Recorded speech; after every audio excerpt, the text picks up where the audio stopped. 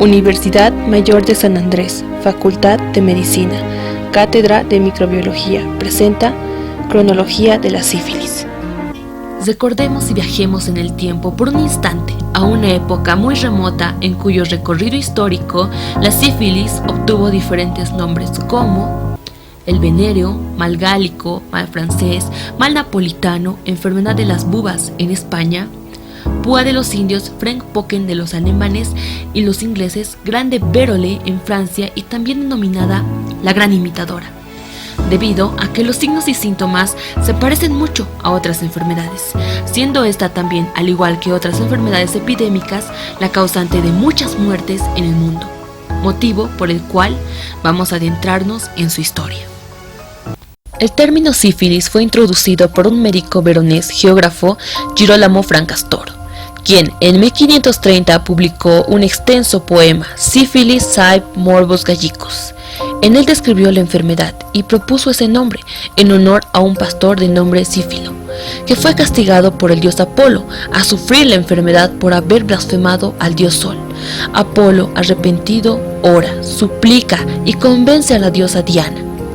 Luego de realizar con ella un viaje a ultratumba, se le entrega el guayaco, el remedio milagroso. Se empieza a utilizar el término sífilis como consecuencia de una pandemia que asoló a Europa a finales del siglo XV. Se le denominó de diferentes formas, pero el que más predominó, el término morbus gallicus, debido a que se relacionó con la invasión y conquista de Nápoles por las tropas del rey francés Carlos VIII, alcanzando proporciones epidémicas en 1945, luego de la desmovilización de las tropas mercenarias del rey francés que se dispersaron por toda Europa.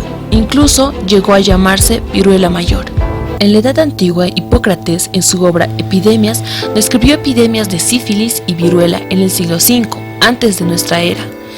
El mal se fijaba en las partes vergonzosas, en los pies y en las manos.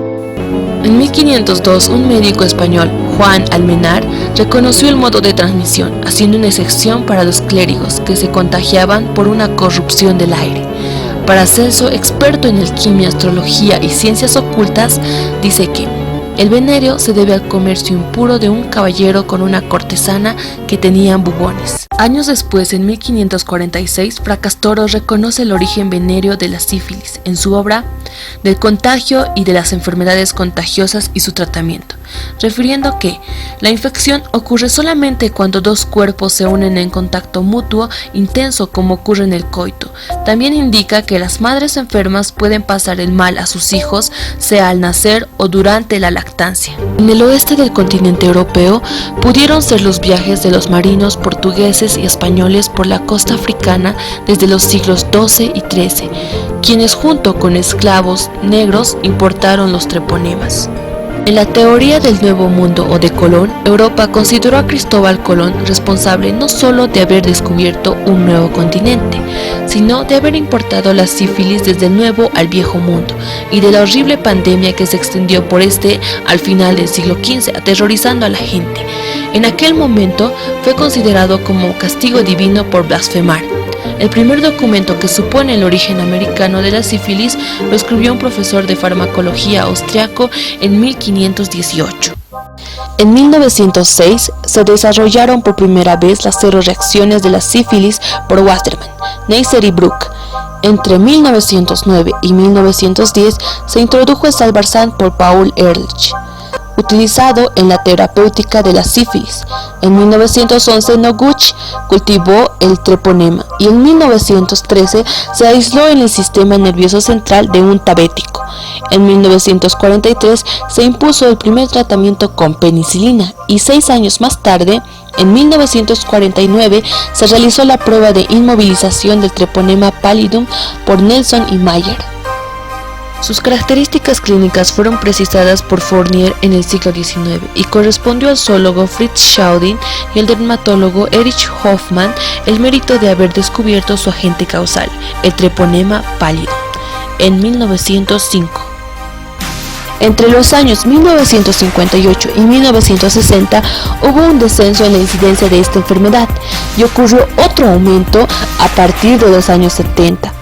Se consideró desde esa época la existencia de millones de sifilíticos repartidos en forma desigual entre todas las naciones y se explicó la diseminación de la enfermedad y a veces la reaparición a la mezcla cada vez mayor de poblaciones distintas y a los puertos como grandes reservorios de treponemas. En Bolivia, la prevalencia de sífilis en sueros de pacientes internados en el Hospital Boliviano Holandés de la Ciudad del Alto en el año 2002 fue de 5.6%, donde fue el valor más alto obtenido en los últimos años. Este valor coincide con estudios similares realizados en nuestro país el año 1996, un estudio en mujeres embarazadas donde se reportó una prevalencia de sífilis de 4.3% y otro estudio en el año 2006 dio una prevalencia de 7.2% en mujeres en posparto.